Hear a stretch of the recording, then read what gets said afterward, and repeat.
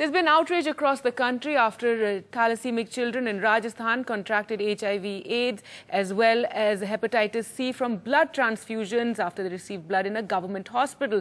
But it's not just in Rajasthan. Most hospitals across the country don't have the NAT facility, a facility that all developed countries have, which can test for infections. And while the costs may be high, it's a small price for human lives.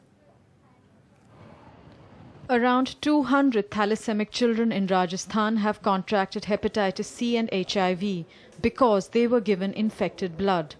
A misfortune that could have been avoided had the government hospitals used NAT, the nucleic acid testing, while checking blood received from donors in the first place. A test mandatory in many developed countries, not in India.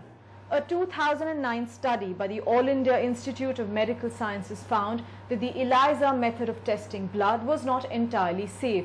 It recommended that NAT be made mandatory in India to ensure the safest possible blood supply. Only 13 centres in the country use NAT, one of them Mumbai's Hinduja Hospital, the only NAT facility in Maharashtra. What makes NAT superior to ELISA? For one, it helps detect infections earlier. Say in the case of HIV, ELISA detects infections between 3 to 6 weeks, while NAT takes 5 days.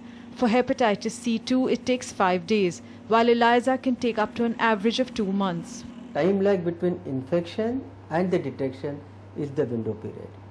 So with NAT, this window period is reduced quite dramatically.